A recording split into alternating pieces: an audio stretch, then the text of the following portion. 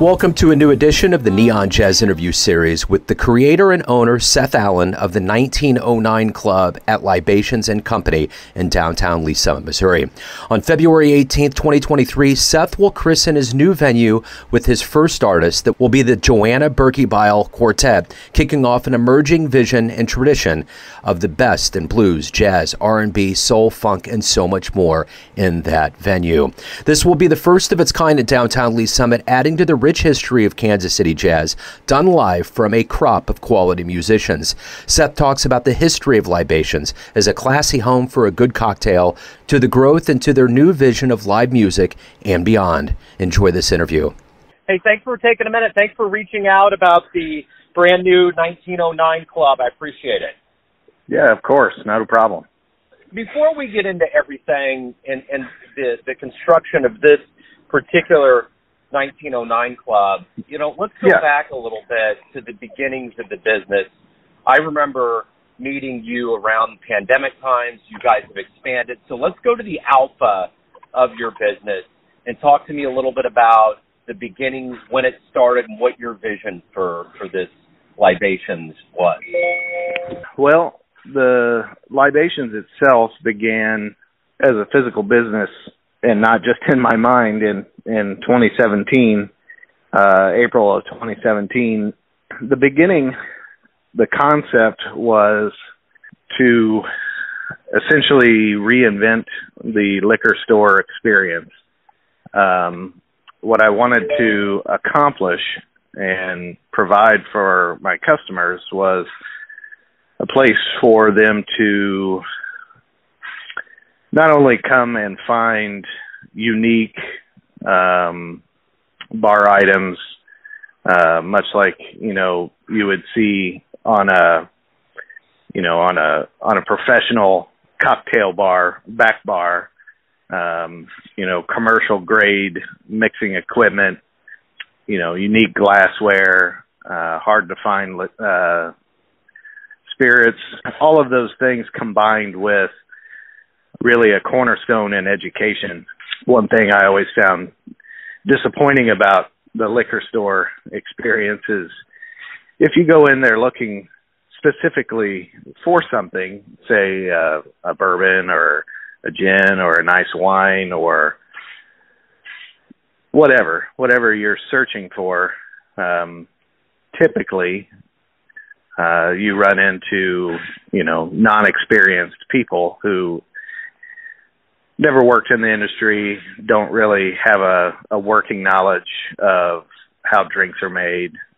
So I wanted to provide that as, one of the biggest offerings to my customers was my knowledge, and help people, discover cocktails and discover cocktail making. The inspiration came from,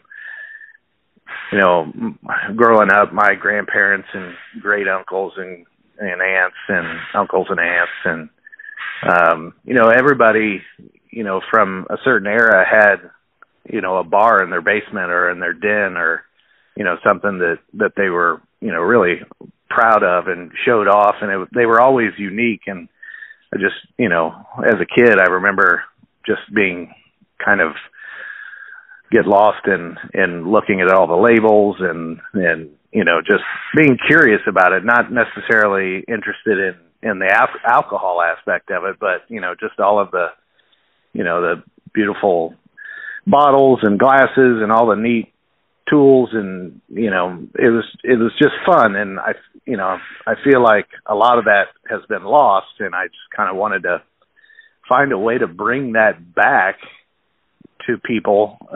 And for the first year, it was really successful. But what I found was people, what I had done, not inadvertently, I had done it on purpose. I wanted an atmosphere also that was unique, that felt very welcoming and very intriguing. I wanted the antiques in the shop to be authentic and things to have stories to, elicit conversation. So kind of a happy accident is, with the combination of talking with people and educating people and people, purchasing items, they also really enjoyed the atmosphere and didn't want to leave necessarily. So that's when I started offering what we called just the drink of the week.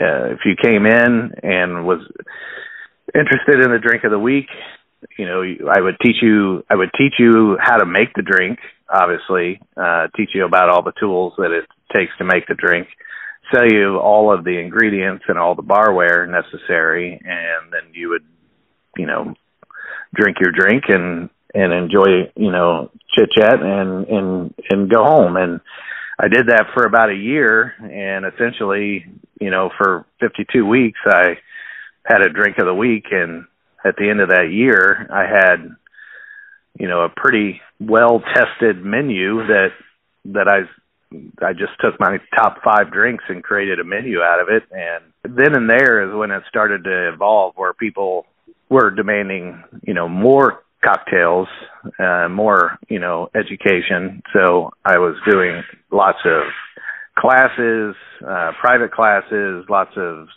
educational opportunities on Saturdays. I'd bring in vendors, master distillers, just give people an opportunity to connect with, people from the industry. And then that's when I started adding music. Music's always been really important to me, and it's always been extremely important as far as setting the atmosphere at Libations. And had some customers come in and introduce themselves, and they play gypsy style jazz, French club jazz.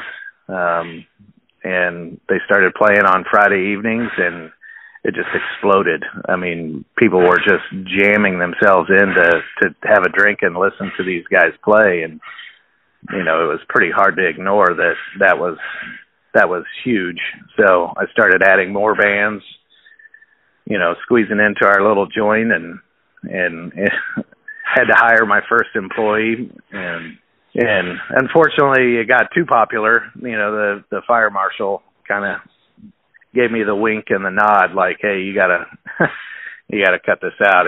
You're not licensed for this, and it's getting, So, I put it in my back pocket, knowing that I knew I hit a nerve. I knew right then and there's an appetite for this in Lee Summit. People love it. So just put it on the back burner and let it simmer, and let kind of fate took control. The pandemic hit, and we had to change our business model for 6 months. We did home delivery of drink kits. And then we got reopened in the building next door, which is a 2-story building. It's about almost 4 times the size of my original space. We were able to move over here, and we got our main bar established on the main floor with the plan of always creating a live music venue that would feature only the best musicians in Kansas City, celebrate what we have here in Kansas City, in a little corner of the city that doesn't have it. In a nutshell, that's essentially my timeline from then to now. And I can say from my perspective of having this jazz show and being somebody that lives in Lee Summit, I've always been impressed and totally validate the fact that you brought a level of nostalgia and class to a cocktail. And, I've seen jazz acts in there before. I've seen music. This is a very quality place, absolutely in an area that needs it, that will support it, that wants it. Your very first show that you're going to have is going to be on the 18th, and it's going to feature Joanna. It's sold out. It's obviously, very, very good. So talk to me a little bit about, I know the floor plan and all of that you explained, but this is the 1909 Club. Is this kind of a separate entity within that you're going to kind of have as a stage and something that will be a part of the whole Libations thing? How is that going to work? Yeah, absolutely. It will be on the second floor, it's called the 1909 Club, where we named it after the year this building was built by Todd George, which if you're from Lee Summit, drive around Lee Summit enough, you'll see Todd George's name quite a bit. His family was pretty big part of Lee Summit becoming Lee Summit. So yeah, upstairs the club itself is going to be our inspiration is the intimate, cozy music club, music hall feel that you would get only, if you traveled back in time, or if you went down to New Orleans and found, that cool little, out of the way place, or, something very unique. We've gone to the extent of having all of the furniture custom made by a company called Of Iron and Oak. They're out of New York City, and they've got quite the resume. They've made all the leather furniture for the Rock and Roll Hall of Fame. They've made leather furniture for blockbuster movies. It's pretty incredible stuff.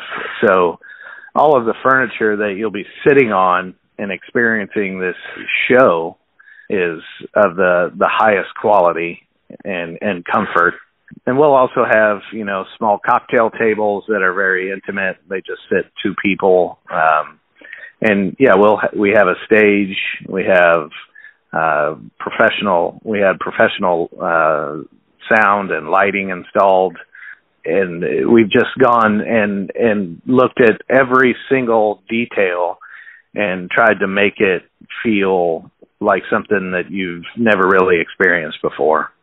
So what I find interesting, I moved to Lee Summit in January of 2020, and every time I would tell people that I was from there was always that reference to Pat Metheny. So it still kind of blows me away that probably behind Charlie Parker, one of the most famous jazz musicians on the planet, not only now but ever, is from Lee Summit, and this will probably be one of the very first immersive places that will have live jazz music. So with that being said, knowing how this town is very reliant on jazz as one of the original cradles of jazz, what does it feel like for you to introduce yourself into this timeline with the 1909 to be a part of that Kansas City jazz floor?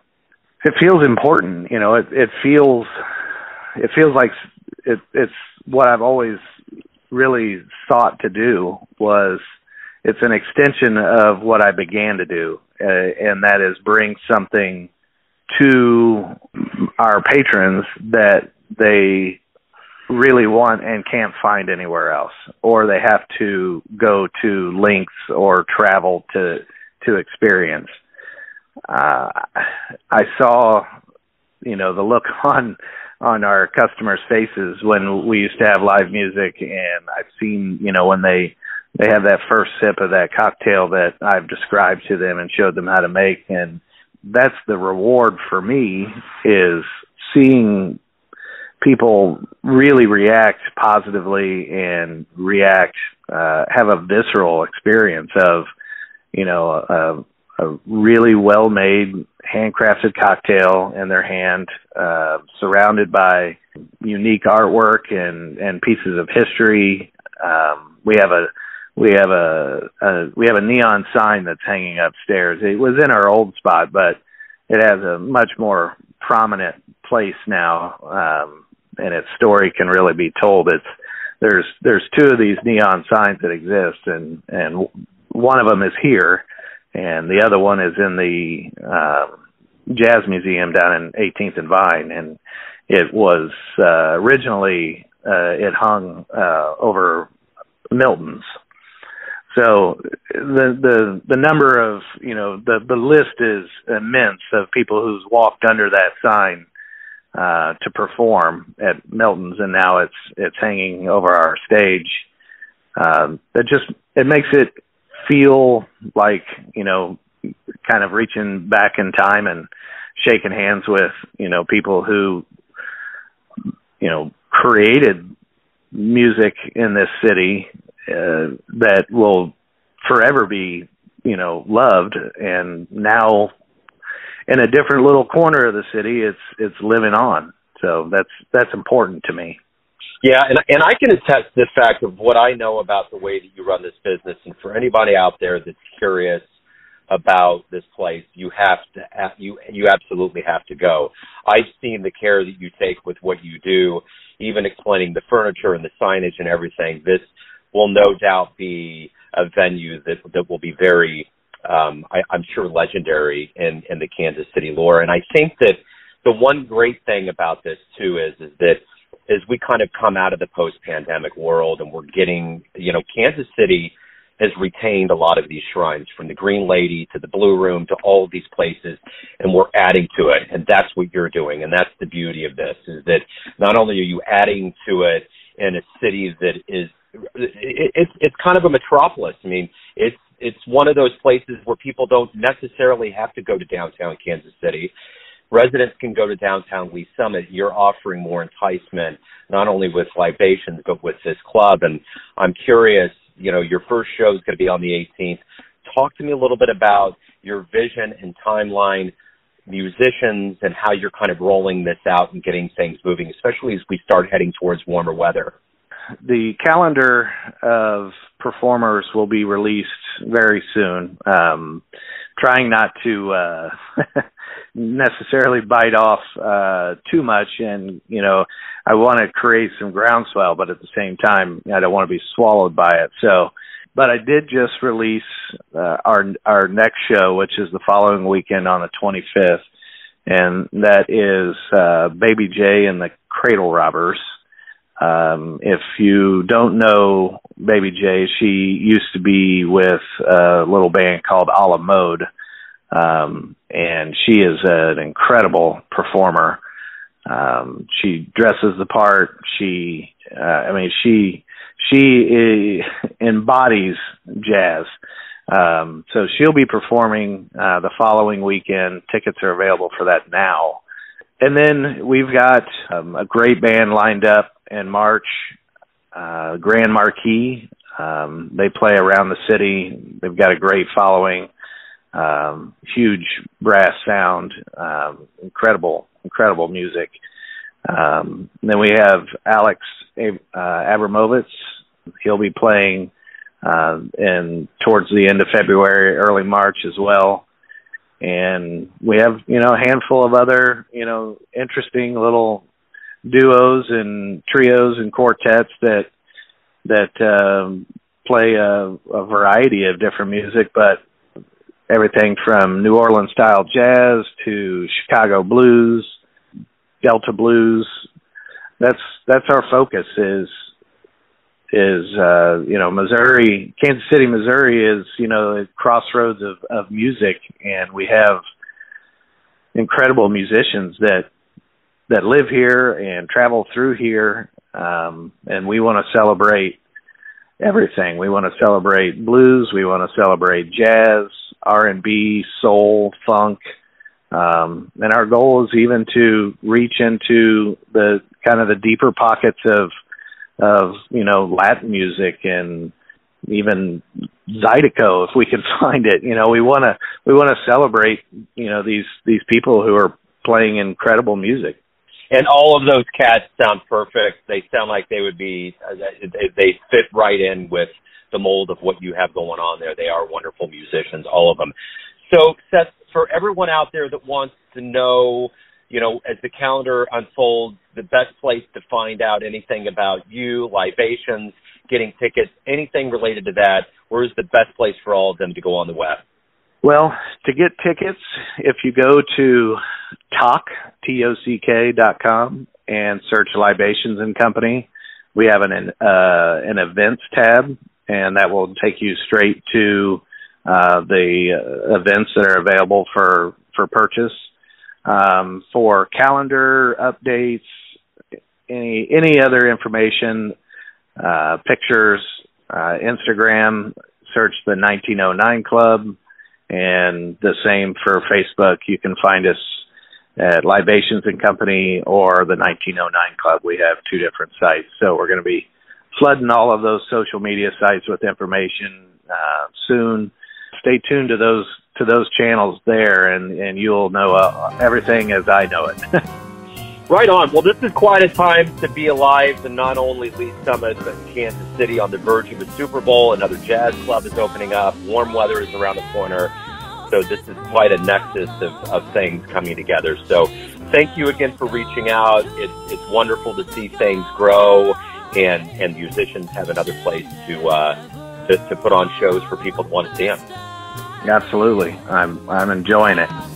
Right on. Well, Seth, thank you again. Good luck with everything, and I'm looking forward to being there myself to see it all unfold. So thanks again. I appreciate it. Absolutely. Have a great day.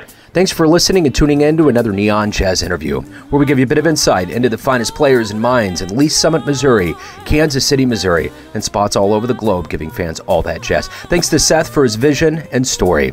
If you want to hear more interviews, visit Neon Jazz Interviews on either Spotify or Apple Podcasts. You can also subscribe to us on YouTube. And for everything Neon Jazz, go to the neonjazz.blogspot.com. Until next time, enjoy the jazz, my friends.